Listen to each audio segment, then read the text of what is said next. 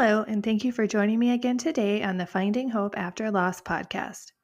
Don't forget to subscribe so you don't miss any future episodes. If you like the show, please leave a review or rating on Apple or Spotify. It only takes a moment and really helps the show reach more loss and infertility families. Today, I am talking with Arlene. She went through the infant loss of her daughter at 3 months old and then had a miscarriage. Both losses occurred when she was just 17 years old. She is now 18 and discusses going through her losses along with the negative experiences and judgments she received for being a young teenage mom. Hello, everyone. Today I am here with Arlene. Arlene, can you tell us a little bit about yourself? Yes, I am 18 years old. I live in Colorado. I was born and raised here. I love to sing and I love to post on my social medias all the time. What do you like to sing? Do you have a favorite song or anything? I just love singing pretty much whatever, just anything that comes to mind. I feel like I'm not the best singer, but I feel like singing a song just kind of brightens your mood whenever whenever Yeah, you do it. whenever I'm feeling down, that's like my go-to thing is music. Yeah, it's really nice. Being in Colorado, do you get outside very much or Yes. The winters here are pretty cold and it's gonna get snowy and stuff, but I like to get out during the summer, but it's pretty outside when in summer, so yeah. Yeah, I guess I wasn't really thinking about the whole winter aspect of it. Yeah. It gets pretty cold, the mountains, and it's just it's pretty nice though. It's pretty. So do you mind sharing a little bit about your story? Yes. So I got pregnant when I was 16 years old. I had no clue what to expect, and I just, really thought that it was going to be like a normal teen pregnancy, like you see on like the shows and the movies. And I was just, not expecting anything out of it. And so I went to my OB, my first OB appointment, and it was kind of awkward because I didn't know what to expect. And I was just going in there all like pregnant and I was just nervous.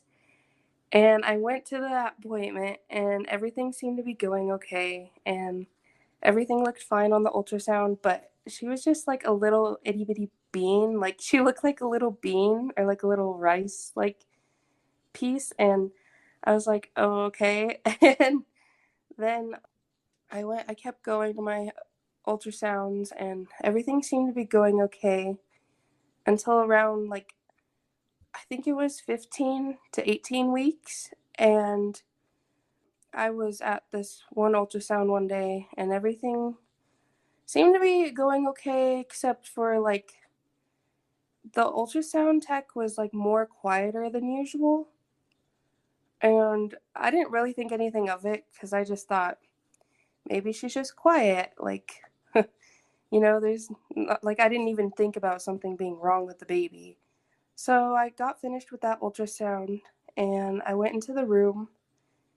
And I remember one of my family members that I was with was looking at the pictures of the ultrasound and was kind of questioning me about why like there was like a little black spot on the brain, and they were asking like what that was, and I was like, oh, I think it's just the brain. I didn't really think anything of it.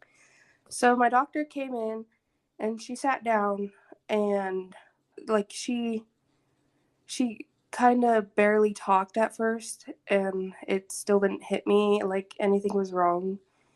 And then she's like, we need to have a talk. We seen something on the ultrasound that didn't look right. And in that moment, I kind of was like in a shock. And I was just like, in my head, I was like, what could be wrong? Like, I thought everything was going okay. And she told me, she first handed me some tissues. And she was like, I think your baby might have Dandy Walker syndrome. And I was in like shock and I was freaking out.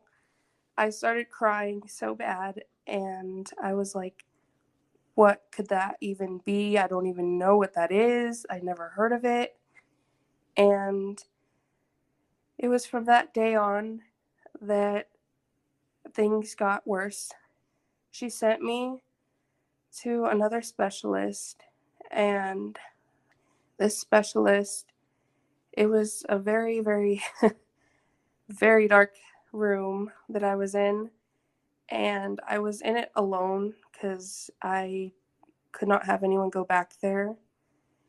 And I remember just laying there, and the specialist, she came in later on, and the ultrasound techs, there was two of them, and I remember just laying there, and they were all quiet, except for they're not supposed to say anything, but they did. They were whispering to each other, and they said, "It looks worse than what it was."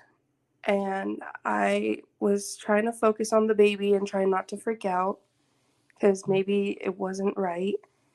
And the doctor, the specialist, ended up coming in, and she told me that it was worse than what it was.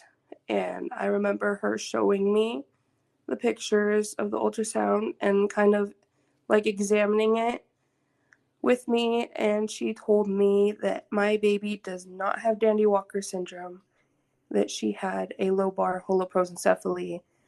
And at that point, I kind of just shut down again, and I totally spaced out what she said and how she said it, and I didn't even know how to say it. So I was just sitting there, and then she asked me if I wanted to have my family members come in with me, sit in the room with me, and I said yes.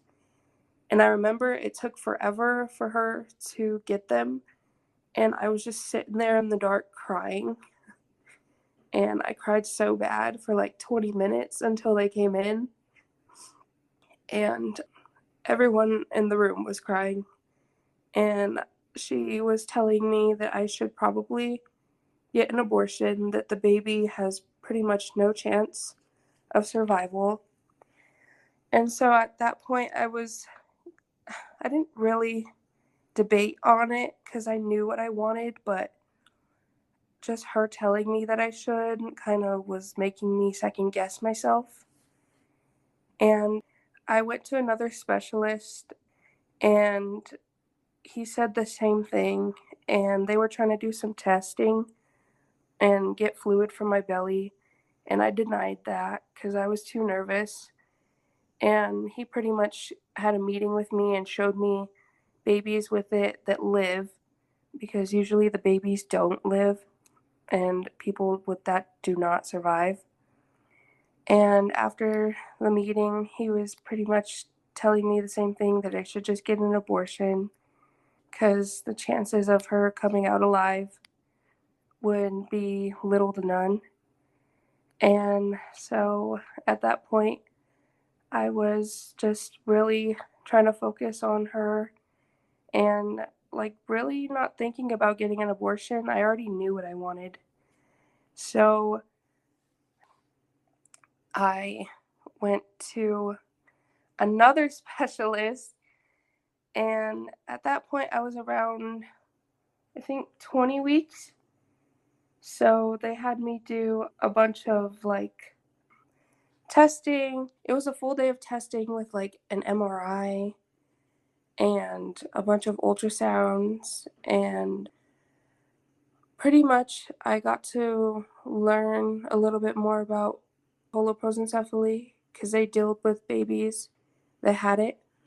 They delivered babies there that had it, and they were telling me the same thing. And also I learned that she had a little bit of a hole in her heart, and it wasn't too much to worry about. Well, they didn't think so. Everything seemed to be okay besides that, and she looked pretty much healthy.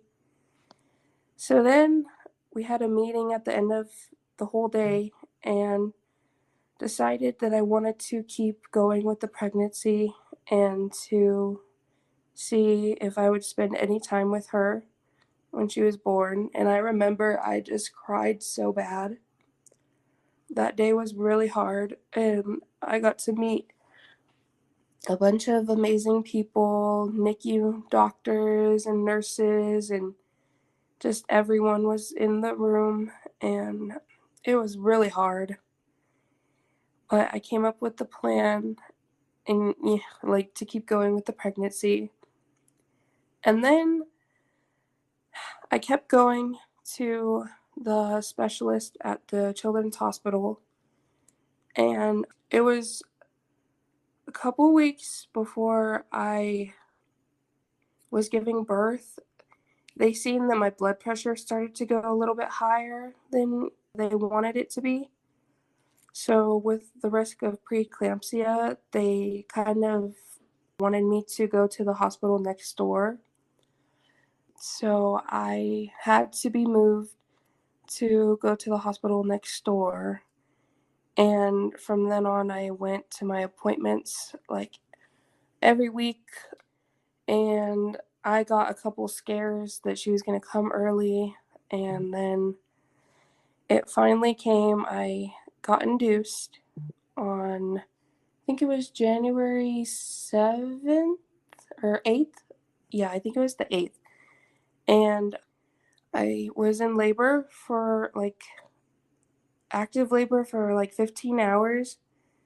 And I was really nervous. And I had people coming in like left and right, checking on her, making sure she's still alive, and scaring me while everything is happening.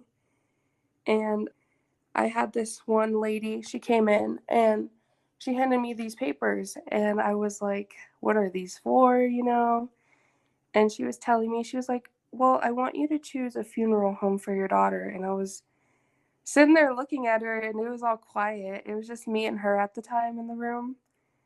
And I just gave her like this look. And I was like, I don't feel comfortable with choosing a funeral home for my daughter or anything like that. And she was just like, well, I'm going to leave these papers with you. And if you want to choose, you can.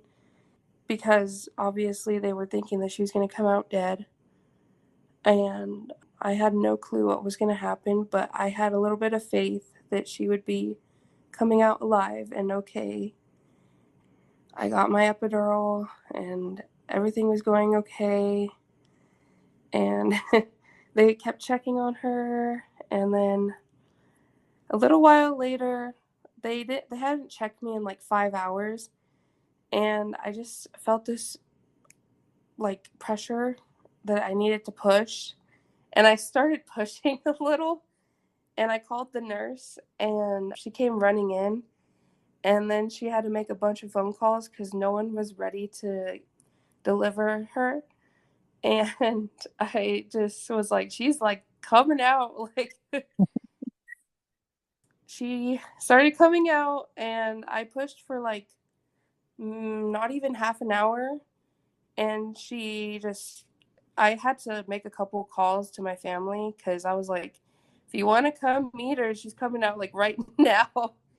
And I was like, okay, she's like not waiting. And then like almost not even half an hour later, she came out and she opened up her eyes, and I was like, in that moment, like I started crying. I remember her just opening up her eyes and looking at me and looking all around. And everyone in that room was like in such a shock because she was alive and no one expected her to be alive. Like, I had a bunch of different nurses and doctors come in, and everyone was just shocked and looking at her and smiling at her, and like looking at me and talking to me. And I like it was crazy. Almost everyone on labor and delivery was just coming in, and it was amazing. And it was like the best feeling in the world because I said it from the beginning. I was like, all I want is for her to look at me in the eyes and know that I'm her mom, and at least to say hello. And I got to say hello to her. She was just breathing on her own too, and no one expected her to do that, because usually these babies don't breathe on their own. They have to be hooked up on a ventilator until you let them go. Some of them are stillborn, and it was just crazy. And then she had to go to the NICU a couple hours later after we had some time with her, and she was doing good on her own and fine. After that, they switched her, they released her from the NICU downstairs a couple days later to go to Children's Hospital NICU next door. And I wasn't even released yet, so I had to sit in the hospital still. And they released me a little bit earlier than they should have, they told me, just so I could go be with her. And we were there for like about a week. And then they took her. I feel like I was sort of forced into having her go to hospice care. They told me that was the only way that I could go home with her, is to go into an in-person hospice unit. And I did not. I told them multiple times I did not want to go into an in-person hospice unit. I didn't feel comfortable bringing my baby there, especially because it wasn't just like a special one for just like kids. It was like adults and everything as well. So I didn't feel very comfortable, but I had no choice because I really wanted to go home with her. So they took us there later that it was about a week after. It was terrible. It was the worst experience I've ever had. I just knew it from the moment I went there. I felt all these emotions, and it was just not a good place for me to be in, especially postpartum. There was a bunch of nurses running down the hall. I heard a bunch of like people in there like dying, and the sounds and the place, and it brings a lot of trauma to me now. And the nurse that she had a nurse, and then she had one a couple hours later, which was her night nurse. Her night nurse was not like I felt like she did not do her job correctly. She gave my little girl some medicine. She gave her like 2 or 3 medicines, and she did not explain to me what they were or what the effects were. So my baby was doing fine, and she was just like, she was fine, like she was in the hospital, and she was doing okay until the nurse gave her those medicines. And then she did not want to wake up out of her sleep. It was like for like a whole day she didn't want to wake up. But after she gave her those medicines, I seen her, and she was just holding her, and she told me and my boyfriend at the time that we could just go to sleep, she'll be up with my baby. And she was just holding her, and I didn't feel comfortable with that. And I didn't know if she was going to give her more medicines, and I didn't know like what they did, like if I felt like really betrayed, and like just so in shock, like, what are you doing with my baby, like she's doing okay. So it was like around 3 or 4 in the morning. I asked my boyfriend, I was like, I think, like, do you want to go home with her? And like we were up just talking and crying and stuff, and I was like, I don't feel comfortable here. I think we should leave. And so I had to call one of my family members to come get us, because the nurse did not want us to leave. Like, she was trying to keep us there until in the morning or in the afternoon. And I knew I needed to go home because I was afraid of what would happen if I didn't go home. And so I finally got released. We did at like 4:30 in the morning, and it was snowing, and it was like the worst experience. Like, that I did not appreciate that lady at all. So then I had to stay up with her cuz there was a on nurse coming to our house, and she just pretty much looked at the baby and said, if I needed anything to call the hospice place. So then it was the next day, a couple hours later, I noticed that my baby she was turning yellow, and I didn't know what that meant. So I asked one of my friends that was a mama, and she said that she looks like she has jaundice. And I didn't know what that was. And so we called another children's hospital to see if she could go into the emergency room. And we took her in, and immediately they took her vitals, and everything was not good. She was ice cold, she was freezing, and she looked so different. And her heart and her breathing were not good at all. So they took her away from us and into another room, and we got moved to that room a few minutes later, and there was around 20 or 30 different people in that room, and they were getting her on a CPAP mask and hooking her up to all these IVs and trying to talk to us. And I was panicking. I was like, what is wrong? And I was freaking out, and because everything seemed to be okay. And they were like, if you would have never taken her, she would have passed away shortly. And in that moment, I was just filled with all kinds of emotions. Like, I couldn't even picture her passing away at my house. And so they took her by helicopter to the other children's, and we were in the same NICU again. And they kind of questioned why we were back. And I told them and explained to them I did not feel comfortable. And I told you guys that I didn't feel comfortable bringing her into in-person hospice.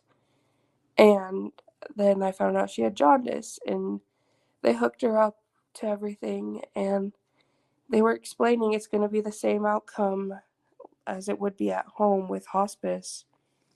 And so we lived in the NICU for like almost 2 months, and she got better. She was able to hold up her temperature. They connected her to a feeding tube through her nose. It was some pretty hard days there because she would decline on like one day, and then she would be okay the next. And then they all loved her there, though. All the nurses were so sweet, and they all wanted to be her nurse, especially the night nurses. And they couldn't make me feel any better. Like, they literally, like, they went above and beyond. I love them for that, and I became friends with one of them. They're so sweet. And it was a couple weeks later, they were kind of like debating on if they should send us home with a different hospice. And I was already like, no. I said no, and I kept saying no. And they were like, well, they sat me down one day and they were like, the only way you're going to be able to go home is if you have hospice. And they told me that this hospice is not in person, it would be just at home. And a couple weeks after that, I finally decided that that would be okay. Me and my boyfriend did at the time. And so we decided to go home with hospice, but children's would still be involved with palliative care. And so we decided to do that for a while, and we were at home with her, spending, however much time we had with her. And she came home with oxygen and her feeding tube and a bunch of like a bunch of all kinds of stuff like machinery. And it was worth it though. And she had an appointment like every week at a different clinic just to check on her. And she was gaining weight at the time, and everything was going okay. And I feel like all of a sudden her seizures started really just not doing good. And she decided that I guess she was declining, kind of. It was hard to watch her have seizures all that time. Like, she would just seize for like minutes to hours straight. I prayed with like every seizure that she had that she wouldn't go. It was hard because her face would turn all red and she would look like she was laughing, but it was a seizure. And the doctor said that like when babies have seizures, it's it's like a happy dream kind of to them. She would like laugh, but it wasn't her laughing, it was her seizing. And she would smile and it was her seizing, and she would like start screaming and crying. And I knew that she was in pain, and I knew that it was sorry. It was nearing the end, and me and my boyfriend at the time had to make the worst and hardest decision. And she started losing weight, and we really knew that it was time to let her go. And I really didn't want to, because I loved her so much. We had to sit down with everyone and talk with children's and her her pediatrician and hospice and palliative and everyone, and we had to make a decision to let her go, and that's what we did. And children's wouldn't let us take her back to the NICU to let her go. They felt like it wasn't right for them to take her back to let her die there. And it was hard, and we had to choose the hospital that her pediatrician was at, and we were there for a couple days, and we had her last birthday party because she turned 3 months old. And I remember her lips and her eyes were all dried out, and her lips were all dried, and she looked purple and pale. And I wanted to give her medicine and like let her live and give her food, and they stopped her feedings. And I remember just sitting there watching her pass away in front of my eyes for a couple days. And she was getting so close. And I feel so I felt so guilty, and I still do. And right before she passed away, me and her took a long nap for a couple hours. That was our special nap that we had. And I got up to use the bathroom, and my boyfriend at the time was with her, and he was holding her. And I remember him yelling and saying that she's gone, and I didn't believe it. And so he called the nurse, and a bunch of nurses came in, and they were listening to her, and I was still in the bathroom because the bathroom was right inside the room. And I remember them saying that she was gone. And when I came out, I was in shock. And I started like feeling so guilty for not being there by her side for her last breath. And I still feel guilty to this day. And we had a couple hours with her before we had to let her go to I think it was the mortuary, and we got to give her her last bath, and she was all stiff and pale, and her eyes were shut, and she felt like a baby doll, and she didn't move on her own, and I was just waiting for her to make a noise or a sound, and nothing. and we left her her little special monkey onesie that she loved that we always put her in. And they called us back up to the room and told us that we couldn't leave it on her. And at that point, I knew that she was gone, like gone, gone, because usually we would always try to keep her warm. And I knew that she didn't need it anymore. And after that, we left, and it was the hardest couple weeks before we laid her down to rest. We already had the funeral arrangements in place, and I got to the funeral home and we had her a little service. But when I walked in the doors, she was down the aisle, and I remember just seeing her laying in that bed and surrounded by stuffed animals of hers.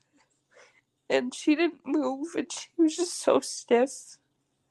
And I remember touching her, and she felt like a rock. Like she just, I was waiting for her to breathe or make a little noise like she would, just to see her beautiful eyes. And she was just gone. It was just the worst.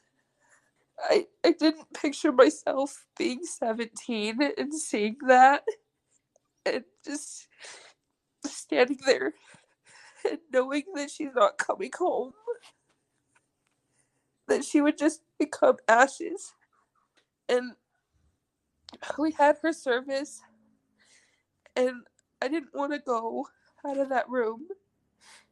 And the funeral director let us out, and I just wanted to go and hold her and say goodbye, but I didn't, and I couldn't see her like that. And so I just I went out and I started crying, and my friend came and she was helping me and she was holding me and hugging me and telling me it's okay. And so it was the next day after that happened.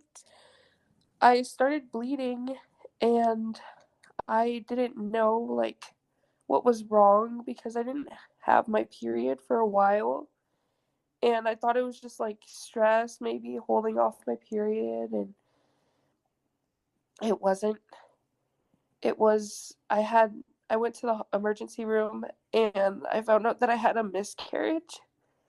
They did blood work and an ultrasound, and I was having a miscarriage, and that's something I'll never forget.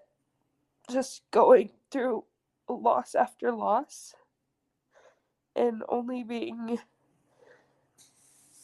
17 and going on 18, and it was like it was the worst time of my life. So yeah, that's pretty much how it all happened.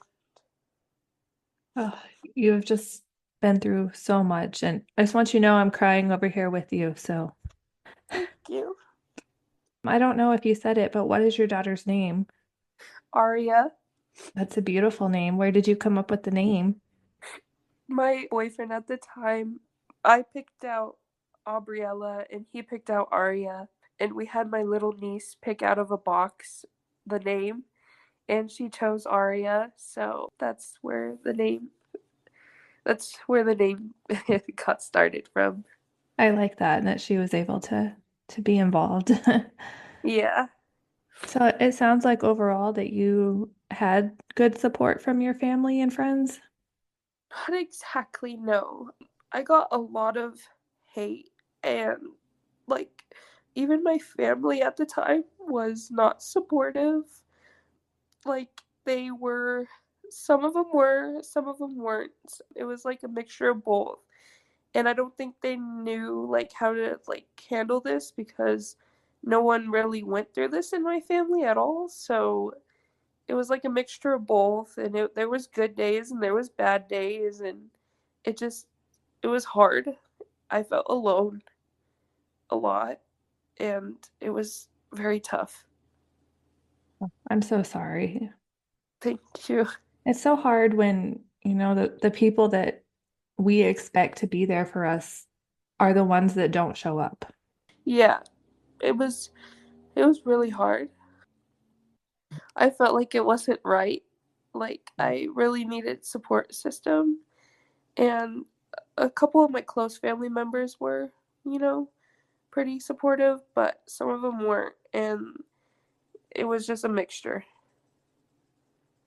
Were there any other places that you turned to, like to help with your grief? Yes, I started posting on TikTok. I posted this video explaining like a doctor's appointment that I had and an ultrasound appointment that I had. And at the time, I thought it was lobar holoprosencephaly, so that's what I posted. And there was so many people commenting and liking, and it just kind of blew up. And it was at like, I think, over 1 million views.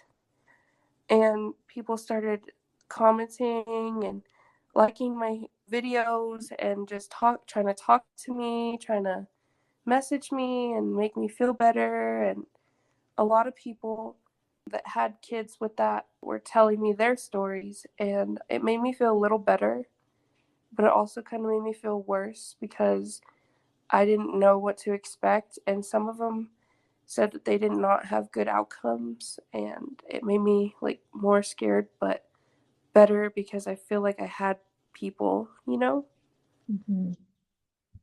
and that's where I started posting was TikTok, and more people started following me and following my journey.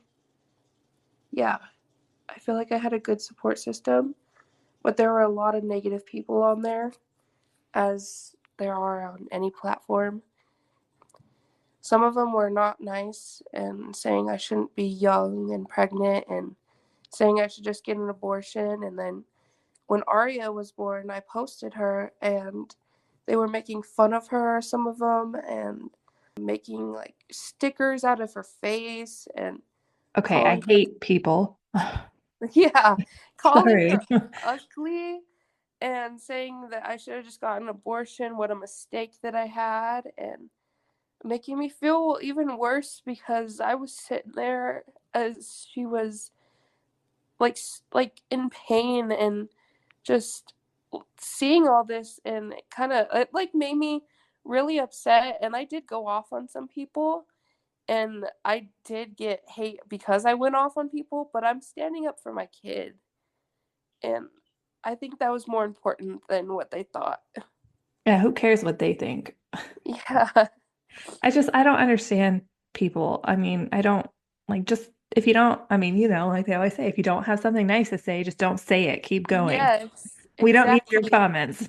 Exactly. And that's how, but a lot of people on there did stick up for me too. It was like 50-50. But yeah, I feel like it was just terrible. People are just so mean, and like why would you talk about a little baby? And she was just so precious and sweet, and she didn't do anything wrong to them, and I just didn't understand. Well, I'm really sorry that happened to you. I mean, I know that just added to everything. Yeah, it did. It added more to my plate, and then when I posted, I hid my miscarriage for a while because I was just going through that loss, and when I finally posted about my miscarriage, I got even more hate on that, telling me, how did you have a miscarriage right after she was gone? And just a bunch of hate. But then I had my supporters too. And it was just, yeah, it's still like people still hate on me and ask me, like, why did I let her go? And just a bunch of crazy stuff.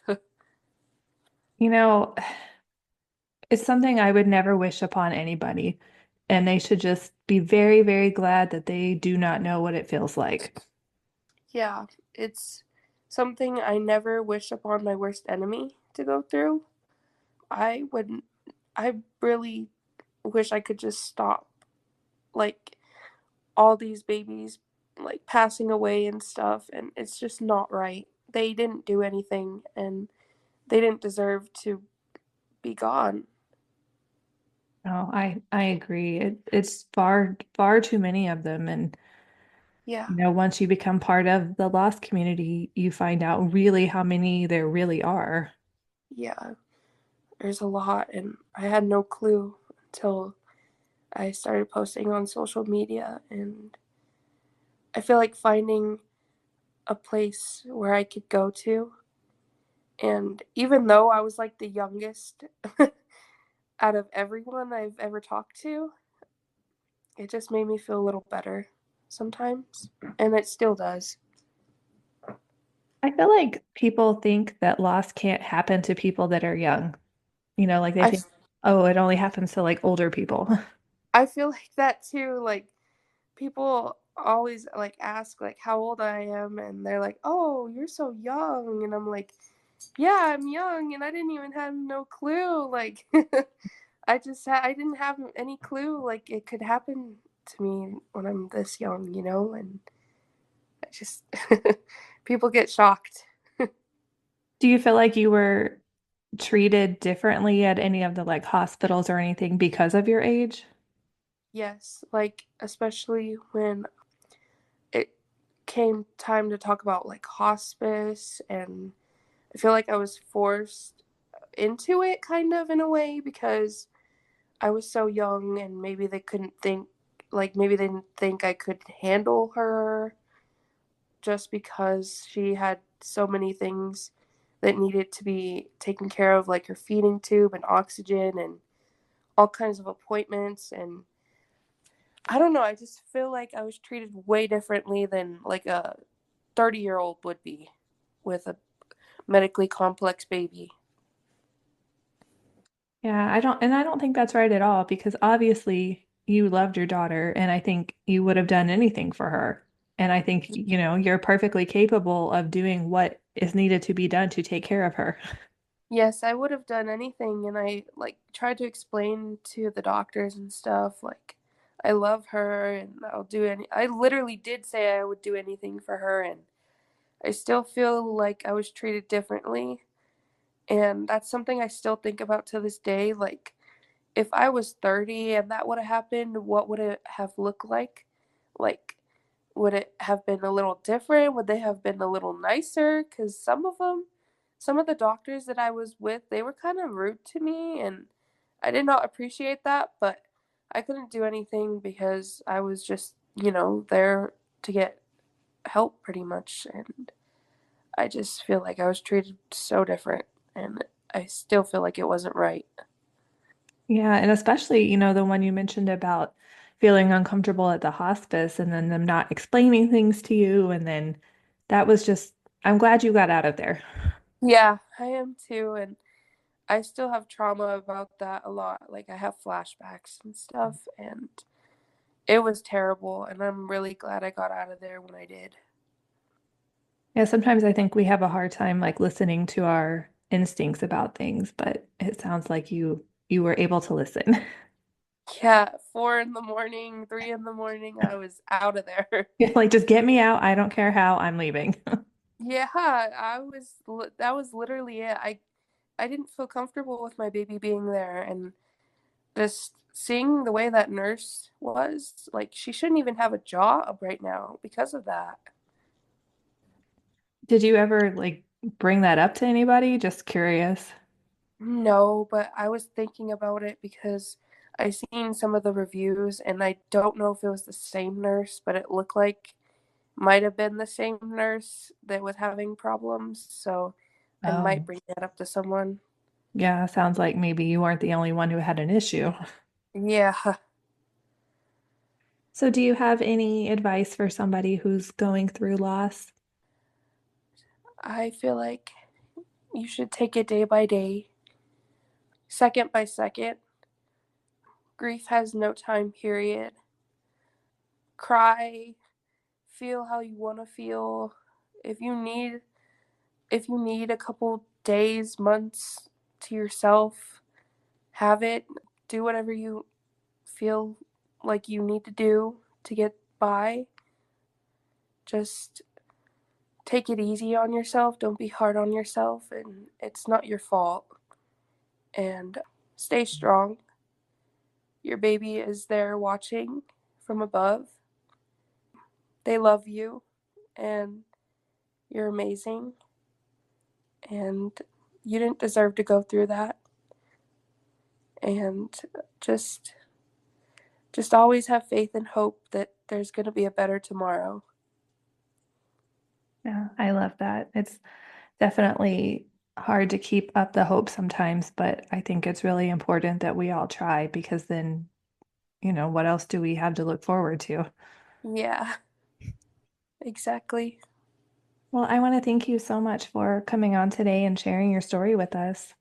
Thank you so much for having me. Like, really, thank you. Thank you so much, Arlene, for sharing your story with us. I think your story is so important to share because, like we talked about, people often don't think about young people, especially teenagers, having losses. Many may feel that they have to hide a loss because of the negative reactions of so many towards teen pregnancies. But everyone, regardless of their age, deserves and needs that support when going through the loss of a baby. It hurts regardless of age. And so many people need to just stop and think before they make the types of comments that Arlene received. There's absolutely zero reason to be cruel to someone because of their circumstances. And absolutely zero, and I mean zero, excuses to make fun of somebody else's child. It just really hurt my heart to hear Arlene talk about this. I just want everyone to know all of your babies are absolutely beautiful and perfect just as they are, and always so, so loved. Don't forget to subscribe so you don't miss any future episodes. If you like the show, please leave a review or rating on Apple or Spotify. It only takes a moment and really helps the show reach more loss and infertility families. Thank you so much for tuning in, and remember, we are all in this together.